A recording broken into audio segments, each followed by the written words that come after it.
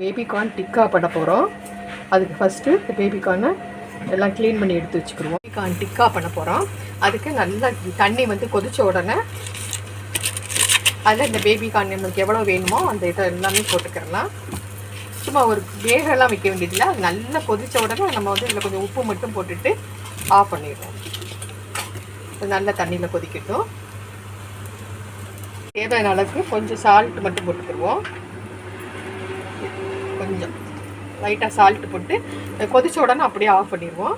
Baby corn tikka பண்ண போகிறோம். இப்போது அதுக்கு வந்து நம்ம வந்து இந்த பேபி கார்னை கொஞ்சம் வெண்ணி தண்ணியில் போட்டு நான் எடுத்து வச்சுருக்கிறேன். அதுக்கு 2 ஸ்பூன் இந்த அளவுக்கு 2 ஸ்பூன் சோள மாவும் கொஞ்சம் கடலை மாவும் 2 சேர்த்து 2 ஸ்பூன் எடுத்து வச்சுருக்கிறேன்.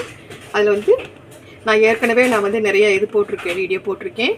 அதில் கருவேப்பிலை பொடி அரைச்சி வச்சுருக்கேன். வெறும் கருவேப்பிலை பொடி அதுவும் 1 ஸ்பூன் போட்டுக்கிறணும். இதில் வந்து 1 ஸ்பூன் மிளகுத்தூள், 1 ஸ்பூன் தனி மிளகாய் தூள்,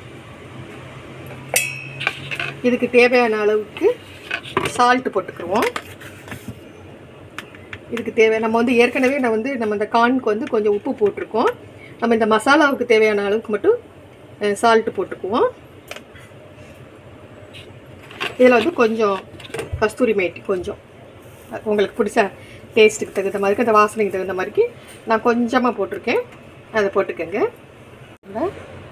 ஒரு 1/4 ஸ்பூன் இல்லை ஒரு 1/2 ஸ்பூனுக்கு வந்து கறி மசாலா பவுடர் போட்டுக்கோங்க.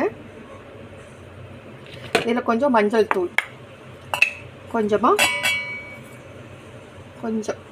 மஞ்சள் பவுடர், அவ்வளோதான். இதை எல்லாம் நம்ம வந்து ஒன்றா மிக்ஸ் பண்ணிடுவோம். இது வந்து மிக்ஸ் பண்ணும்போது இதை வந்து தண்ணி ஊற்றாமல் கொஞ்சம் ஆயில் போட்டே பண்ணுனா நல்லாயிருக்கும். வந்து இந்த மசாலாவுக்கு வந்து ஆயில் போட்டு நல்லா கலந்து வச்சுக்குவோம். எப்பயுமே நம்ம வந்து எந்த ஒரு எண்ணெயில் போடுற இதுக்குமே தண்ணி ஊற்றாமல் நல்லா மசாலாவுக்கு வந்து நம்ம வீட்டில் யூஸ் பண்ணுற ஆயில் போட்டு நல்லா பேஸ்ட் மாதிரி நல்லா கலந்து வச்சுட்டு அது மேலே அப்ளை பண்ணோம்னா ரொம்ப நல்லாயிருக்கும்.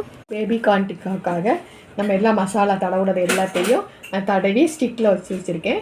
இது அப்படியே நீங்கள் வந்து செஞ்சு நீங்கள் ஃப்ரிட்ஜில் வச்சுட்டு நம்மளுக்கு எப்போ தேவையோ அப்போ எடுத்து நம்ம வந்து பொரித்து இது பண்ணிக்கிறலாம். நான் வந்து இப்போ எல்லாத்தையும் ஸ்டிக்கில் எல்லாத்தையும் குத்தி நல்லா இது பண்ணி வச்சுருக்கேன். இப்போ நான் எண்ணெயில் போட்டு ஃப்ரை பண்ணி காமிக்கிறேன். அந்த பேபி கார்ன் ஃபுல்லாக நம்ம வந்து நல்லா மசாலாலாம் தடவி நம்ம வச்சுருக்கோம். இதில் வந்து நம்ம வந்து ரவை லேசாக கொஞ்சமாக ரவை மற்றதோட கொஞ்சம் ரவை போட்டு இது பண்ணால் ரொம்ப நல்லாயிருக்கும். ரொம்ப குறுக்குறுன்னு இருக்கும், நல்லா அழகாக பார்க்குறதுக்கு. நல்லா அதை இது பண்ணி நம்ம வந்து இதில் போட்டு எடுத்து வச்சுருக்கோம். ஃப்ரை பண்ணி எடுக்கணும். ஒன்றா போட்டு நல்லா உடையாது, உடையிறது இல்லை, நல்லாயிருக்கும். நம்ம ஏற்கனவே எல்லாமே வேக வச்சுட்டோம். கொஞ்சம் மசாலா மட்டும் வெந்தால் போதும். ரொம்ப ஈஸியாக பண்ணிடலாம். இதை நீங்களும் செஞ்சு பாருங்கள். நம்ம பேபி கார்ன் வச்சு நம்ம நல்லா இதை வந்து பொரிச்சு எடுத்துட்டோம். பேபி கார்ன் டிக்கா வச்சு இது மைனஸை வச்சு தொட்டு சாப்பிடுங்க. இது வந்து கொஞ்சம் ரவை போட்டு நம்ம பண்ணியிருக்கோம். இதுவும் ரொம்ப டேஸ்ட்டாக இருக்கும். இது வந்து சும்மா பொரிச்சிருக்கிறோம். இது எந்த மாடல் உங்களுக்கு வேணுமோ அந்த இதை நீங்கள் செஞ்சுக்கோங்க, சாப்பிட்டு பாருங்கள். லைக் பண்ணுங்கள், ஷேர் பண்ணுங்கள், சப்ஸ்கிரைப் பண்ணுங்கள், பெல் பட்டன் அமுக்குங்க. தேங்க்யூ, பாய்.